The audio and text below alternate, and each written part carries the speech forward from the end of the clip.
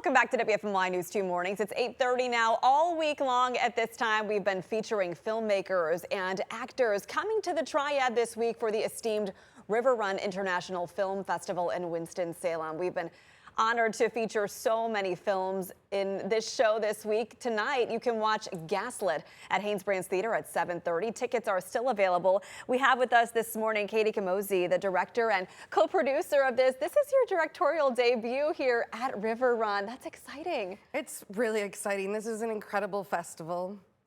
I've read the plot line for Gaslit, but I want you to tell me in your words how you came up with this idea to talk about such a pivotal topic in our world today.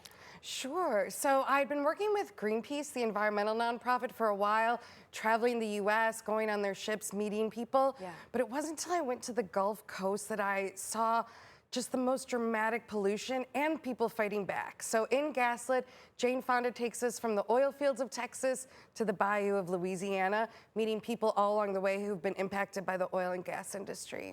Our viewers who heard you say Jane Fonda, their ears perked up. You know, Academy Award-winning actress. She's done a number of environmental championing causes throughout her time post-movies.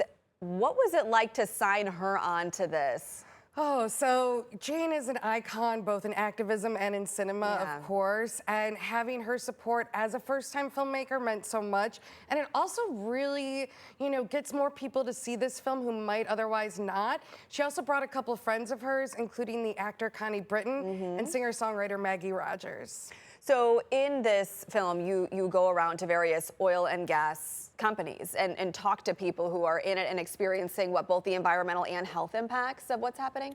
Yeah, so we meet people who live nearby, shrimpers, ranchers. We meet people who've worked in the industry and also like families and faith leaders. So the people there have really had their health and their livelihood and way of life impacted by these facilities, and they really just want to share their stories. And I think it's relevant for people wherever we live, because maybe you have a data center near you, maybe you have something else, but we all have a lot of industry. We're looking at some of the clips now from the actual film. The cinematography is outstanding. Oh, thank you. Yeah, we had a great crew out there, and we actually filmed over 2 years and have over 500 hours of footage that we brought down to 1:50. Explain the title of the film, Gaslit. Many people might be familiar with what that means. I mean, dictionary.com describes gaslit as psychological manipulation designed to make someone question their own memory or sanity. Obviously, you're playing on that and also the word gas and the gas industry. But how did you come up with this as the title of your film? Yeah, so natural gas is a big part of what we're looking at. It's now being exported. You can learn about all that in the film. But I also wanted to talk about that psychological manipulation. It's happening at a large scale, of course. The industry will say, oh, this is safe. Oh, we need oil and gas forever. But in the film, we're really looking at the promises made to these communities.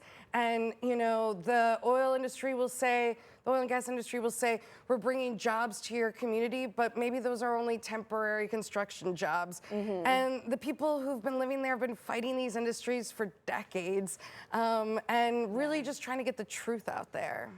So have you heard any feedback from the EPA, the White House, DHHS, or the oil industry since this film initially debuted at Santa Barbara Film Festival? Yeah, we debuted in Santa Barbara. We won Best Feature Documentary, which was great. So far, we haven't heard. Okay. I am curious what they would think. We want everyone to see it. But yeah, so far, people have just really connected and empathized with the folks in this film. I've read some of the reviews. It's just deeply emotional, deeply personal. People didn't expect necessarily to feel the way they do upon seeing it. What is the end goal here? Obviously, you have continued screenings. You're going next to Dallas, where a lot of this originated. But what is your desired impact? Yeah, so we really want people to feel compelled to take action. Okay. So in the film, you're going to see people who find ways to fight back. Some might use science, some the law, whatever they can. Yeah. So I'd love people to, support the folks in the film, but also talk to their neighbors and see what kind of polluting industry, might be in their own neighborhoods. Okay, that is so interesting. RiverRun, you said it's just such an honor to be here. This is such a well-known festival. What's your experience been like so far? Yeah, it's incredible. The programmers, the volunteers, the audiences, RiverRun is great. Yeah. Over 25 years, I think it's one of the biggest festivals in the Southeast, and filmmakers from all over the world doing docs, narrative, animation, all kinds of films. It's an inspiring place. It must be cool to network with different directors and cinematographers, actors. You're all in basically one place, being able to share your wealth of knowledge and resources. Absolutely. And a lot of our films that are playing here might not make it to cinemas elsewise. So, film festivals are so important to independent film and to filmmakers like me. Wonderful. Well, congratulations on the success so far. We look forward to seeing Gaslit. You can watch it tonight at the Haynes Brands Theater at 7:30. Tickets are still available. You can also catch virtual screenings beginning April 27th through May 3rd.